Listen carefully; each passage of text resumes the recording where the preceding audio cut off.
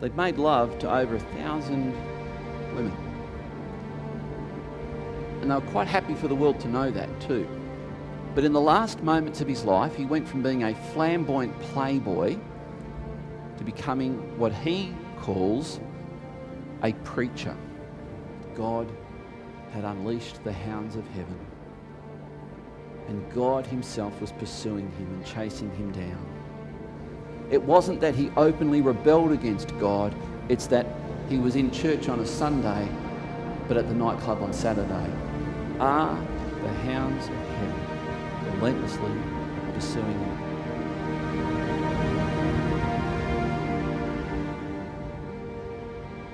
His salary was $1,153,846 a week. That wasn't his only bragging right.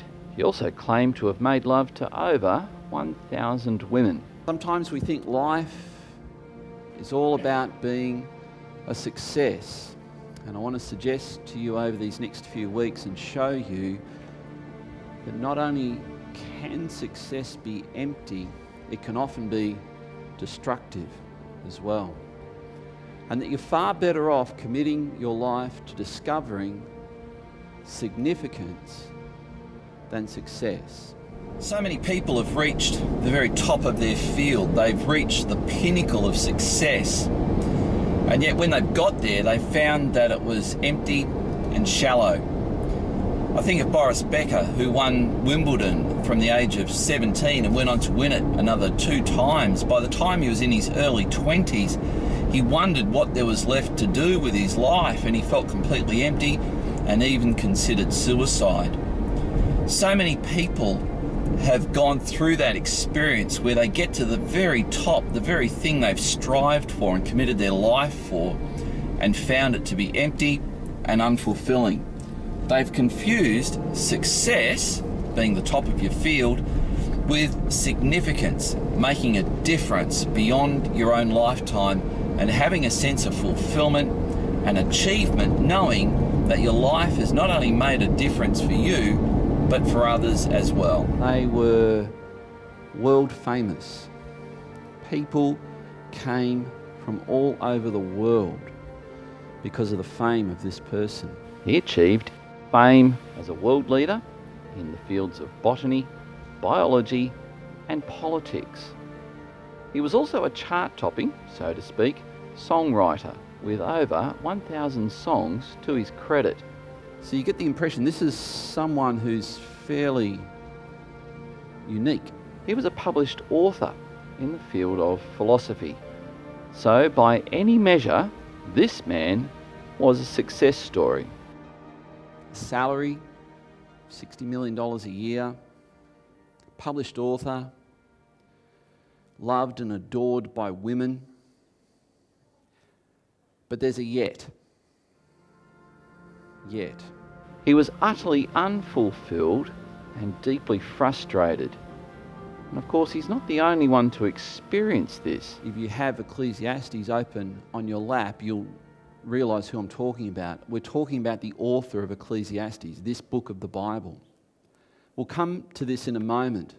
But in case you think this kind of story where people have unbelievable amounts of money coming in, unbelievable claims to fame, that would bring you happiness and a sense of purpose. In case you think this is isolated, it's not. In fact, this person's clearly not the only one. In more recent times, people like Antoine Walker, former NBA All-Star, who had earned in excess of $110 million throughout his career, a few years after he retired, had none of it left. In fact, somewhere between 60 to 80% of all athletes in the NBA and NFL go bankrupt within 5 years of retirement, despite making on average $5.15 million plus $1.9 million a season, respectively. He gambled it away. He'd squandered it on women. He'd taken faulty advice. And his life was empty and shallow. He now lives in a home with 5 other people because he can't afford to rent a place by himself. And he's not the only one. In fact, how about this? Because I remember asking my children what they wanted to be when they grew up, and somewhere between, I think we were talking about this with Tyrone the other week, he wanted to be an Australian Test cricketer. And we said, "Are you the best cricketer in your school?" He said, "No, not at all." "Are you the best batsman you know?" No, not really." "And you sure you want to be an Australian Test cricketer?" There could be a bit of a journey you have to make here anyway. But he just saw that these guys went out there and dazzled on camera and got paid a lot of money, and he thought, "I'll be that." And it doesn't quite work that way. Now, all of these people failed to find significance. They found success, but they failed to find significance. And I want you to begin to think about the difference between those things. Let's come back to the man I introduced you to. His name is Solomon. Solomon means peace. You may have heard of the word shalom. It's kind of a variant of that. Solomon only found what he was looking for in the last moments of his life. Weeks, months, maybe. Solomon hurt a lot of people throughout his life. In fact, he hurt thousands of people in his pursuit of what he thought was going to make him satisfied. But in the last moments of his life, he went from being a flamboyant playboy to becoming what he calls a preacher. And we can read that and not pick up on the shock this must have been to his audience. You can imagine being one of the thousands of people that he had hurt, either by extortion, demanding from them. In fact, when he died and his son took over, there was a huge national referendum to his son, begging that the level of taxation extortion be relieved, to which that's another story. But Solomon was not popular in his own country. And so when he calls himself in the opening verses of Ecclesiastes the preacher, the one who can tell you what is right, is what a preacher should do. And I hope we go some way to doing that today. In the book that tells the story of his life and his journey to significance, the book of Ecclesiastes, he says this: "The words of the preacher, the son of David, king in Jerusalem. Vanity of vanity, says the preacher, vanity of vanities. All is vanity." Solomon's journey to significance is described in his book Ecclesiastes. Most of Ecclesiastes is told from his distorted perspective of what life was all about. Now, I want to point out to you, as most people here who read their Bible and have probably read Ecclesiastes, you've probably been to funerals where Ecclesiastes is more often than not quoted along with Psalm 23. You've probably been to situations where Ecclesiastes is cited and there's some verses that are taken out of here and they're made into fridge magnets. I want to highlight something to you that you may not have picked up. When Solomon is writing this account, he's telling us of his journey as a playboy throughout his life. This is his journey to significance. Now, what does that mean? That means 99% of what he's about to describe to you is wrong. It is an utterly wrong perspective. It's told from his distorted perspective. When he was making love to 1,000 women, he had 800 concubines. Now, 1,000, by the way, is conservative because he had hundreds of wives. And here is this man in the midst of this distortion of what life was all about, so he thought, and he's now going to tell us what he was thinking as he was going through this. And he opens up by saying, I just thought life was pointless. There's no point to life.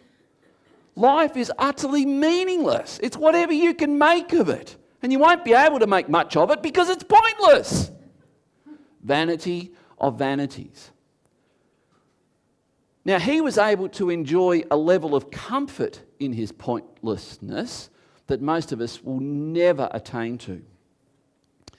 So I want you to realise this before you go quoting Ecclesiastes and pulling out a verse or here or there and making it your life verse. Just be very careful, because here's the statement, and please don't take me out of context, because if you do, I'm in a lot of trouble.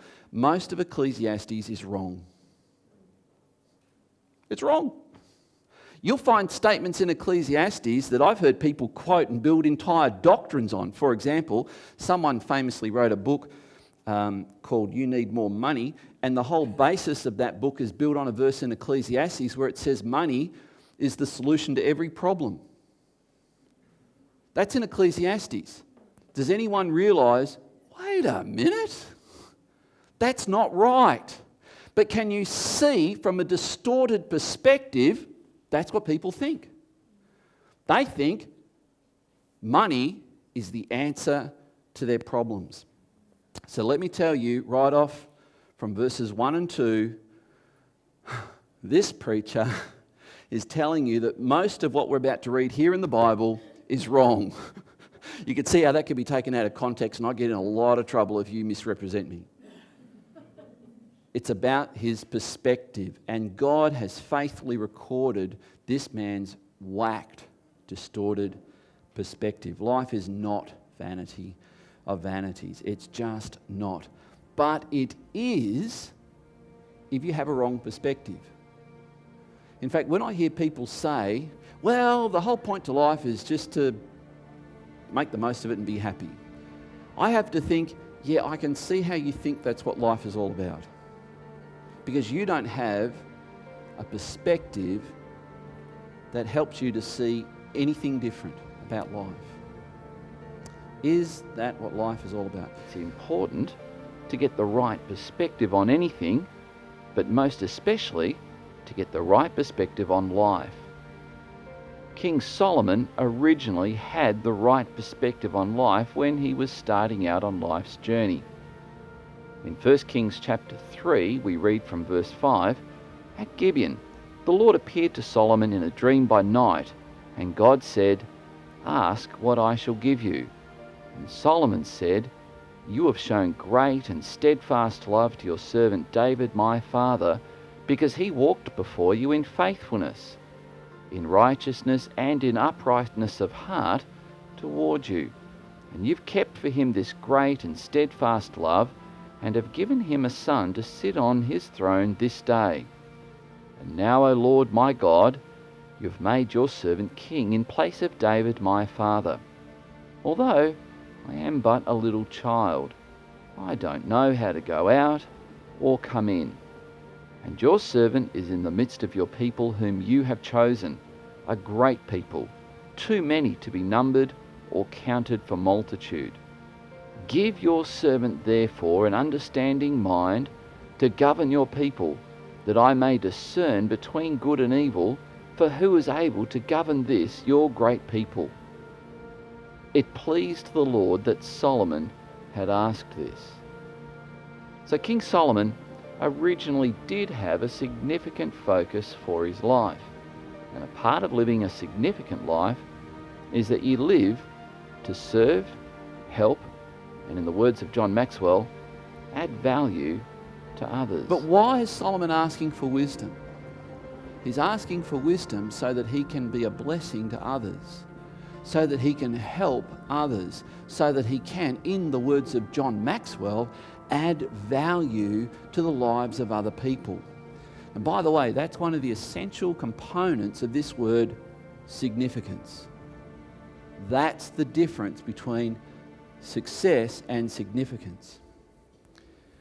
This is the focus that Solomon had. He originally had a focus on being significant, which is thinking of others, considerate of others, helping others, adding value to the lives of other people. That was his original focus. That was his life focus. Why are you on this planet, Solomon? I'm here to govern people well and to protect them, to provide for them, to watch over for them, to make sure that justice is upheld. I'm here to be a blessing to others. That's a significant life. So Solomon started off with that focus, with significance. He had originally committed his life, as we see in this prayer, to serving others. Can I just say, by the way, when our Premier, Will Hodgman, was installed as Premier, one of the first things he did was he took his entire parliamentary team, with the exception of one member who couldn't make it due to parliamentary business, down to St David's Cathedral, and I was invited there. And he asked the Christian community of Tasmania for prayer for him as Premier of this state. It's a high place. Solomon and that passage is the passage he chose to read. At Gibeon, he the Lord asked appeared for to prayer Solomon for this in a state. dream by night, and God said, Just by the way. "Ask what I should give you." And Now, as a Solomon result of Solomon committing his life to being significant, looking for significance, God promised to bless him with success as well. You can be significant and successful at the same time. You can.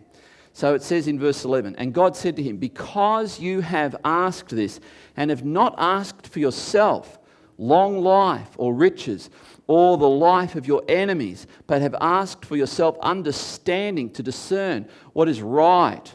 Behold, I now do according to your word. Behold, I give you a wise and discerning mind, so that none like you has been before you, and none like you shall arise after you.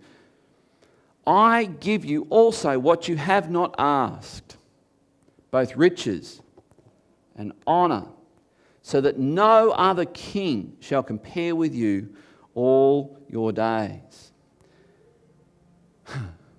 Notice the second word of this verse, if. John Sands gave me a whole book on that word if. He knows that I keep highlighting this whenever I see it in the Bible. And one day John came into my office and gave me a whole book on aphorisms. Aphorisms. That little word if you're into Greek, it's the word a, E-I-A. It changes everything, doesn't it? I will do this for you. If. And if you walk in my ways, keeping my statutes and my commandments, as your father David walked, then I will lengthen your days. And Solomon did not live a long life.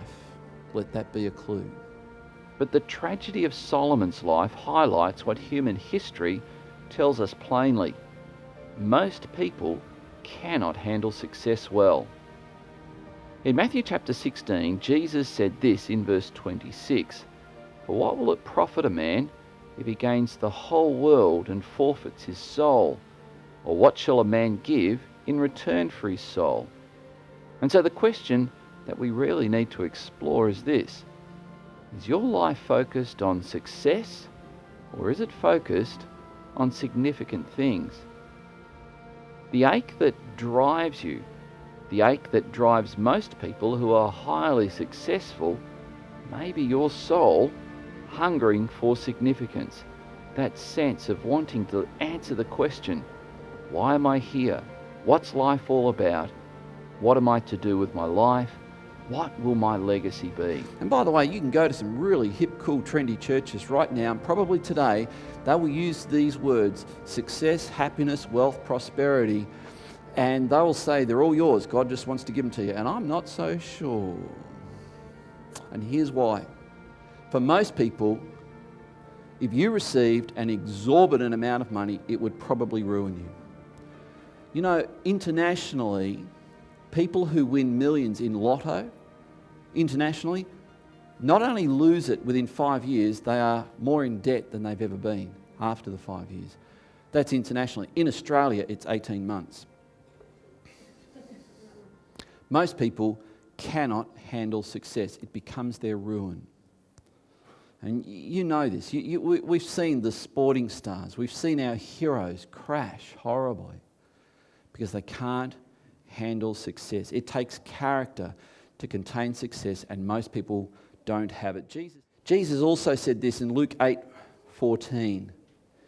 I want you to note how he describes the power of wealth and riches. And as for what fell among the thorns, they are those who hear, but as they go on their way, they are choked by the cares and riches and pleasures of life, and their fruit does not mature. The same verse is recorded in Mark chapter 4, verse 19, but this is how it's rendered. But the cares of the world and the deceitfulness of riches and the desire for other things enter in and choke the word, and it proves unfruitful. And as corny as it is, some of the most successful, highly driven people in the world are also some of the most deeply hurt.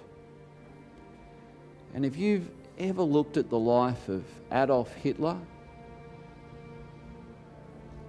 there's somebody who achieved, and please don't misunderstand me, but in some measure he achieved what he considered to be success. But he was a deeply, deeply disturbed and wounded man. Deeply disturbed. I don't want you to be deeply disturbed, and I don't want you to remain wounded. He was from a wealthy family. He graduated as a doctor from Owens College, which is now the University of Manchester, but he never practiced as a doctor, moving to London instead to become a writer. But sadly, he became a homeless opium addict living under a bridge at Charing Cross. This didn't work out well for him. He couldn't break through. He couldn't get any position with a newspaper or magazine or anything like that. And he ended up selling matches and newspapers on the street, and eventually that didn't go well for him either.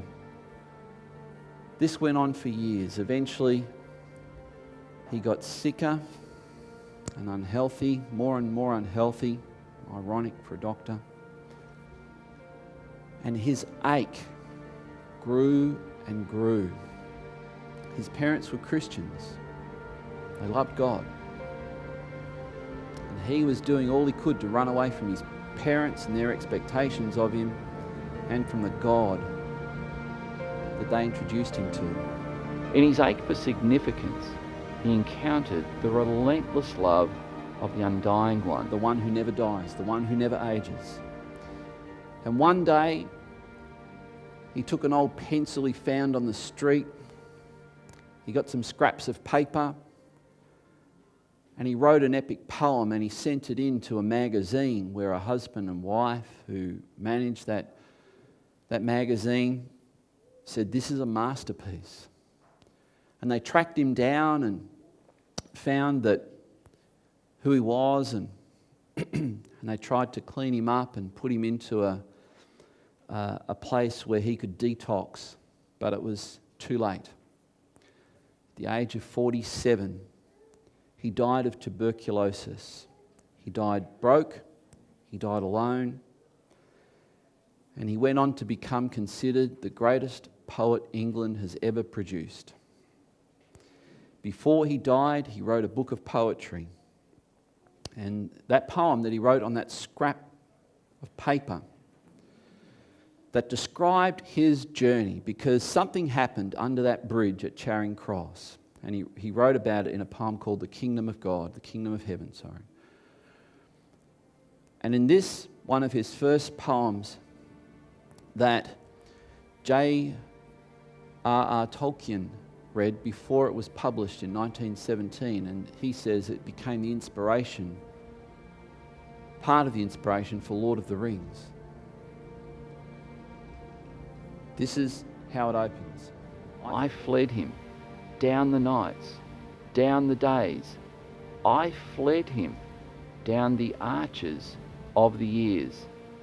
I fled him down the labyrinthine ways of my own mind, and in the midst of tears I hid from him, and under running laughter of vistate hopes I sped, and shot precipitated adown titanic glooms of chasmed fears, from those strong feet that followed after. but with unhurrying chase and unperturbed pace, deliberate speed, majestic instancy, they beat, and a voice beat, more instant than the feet. All things betray thee who betrayest me. Deliberate speed, majestic instancy came on following feet, and a voice above their beat.